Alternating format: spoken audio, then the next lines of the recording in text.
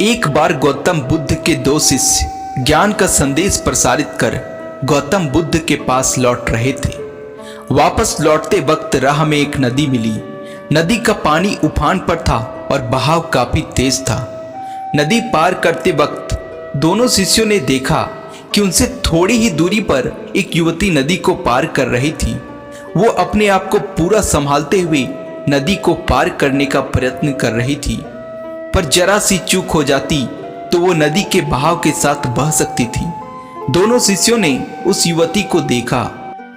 एक शिष्य ने कहा, हमारे धर्म में तो स्त्री का विचार भी निषिद्ध है, स्पर्श करके उसे बचाना तो बहुत दूर की बात है। इस पर दूसरे शिष्य ने कहा, नहीं, हमारे रहते कोई डूब कर मर जाए ये तो मैं कभी सहन नहीं कर सकता।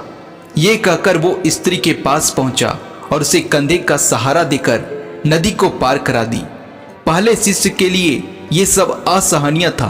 उसने दूसरे शिष्य से कहा, तुम पापी हो, तुमने आज स्त्री को स्पर्श किया है, तुम्हारा पाप क्षमा योग्य नहीं है।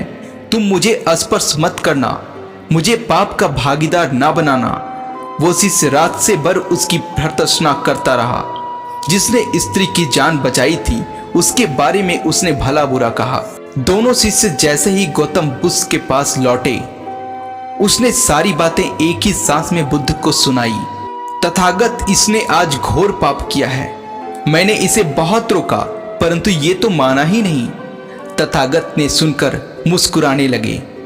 इस शिष्य से पूछा कि पहले मुझे ये बताओ कि इस शिष्य को उस स्त्री को बाहर निकालने में कितना समय लगा होगा नदी से। तथागत, कुछ ही क्षणों में इसने उस स्त्री को नदी से बाहर निकाल लिया था। अच्छा, तो अब तुम ये बताओ कि तुम्हें उस नदी से यहाँ आने में कितना वक्त लगा होगा। तथागत, नदी तो यहाँ से बहुत दूर है, एक पहर लग गया है हमें वहां से यहाँ पहुंचने में। इस पर बुद्ध ने कहा, भले आदमी, इस बेचारे ने तो कुछ ही क्षणों में स्त्री को नदी से बाहर निकाल लिया था, पर तू तो उसे एक पहर से मन में ढो रहा है। उसने तो स्त्री की रक्षा करके अपना धर्म का ही पालन किया है। अब तू ही मुझे बता, दोनों में से बड़ा पापी कौन है।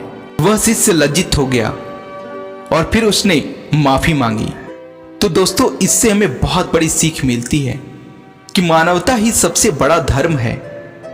धर्म अगर मानव की रक्षा नहीं करता वो धर्म नहीं हो सकता दोस्तों।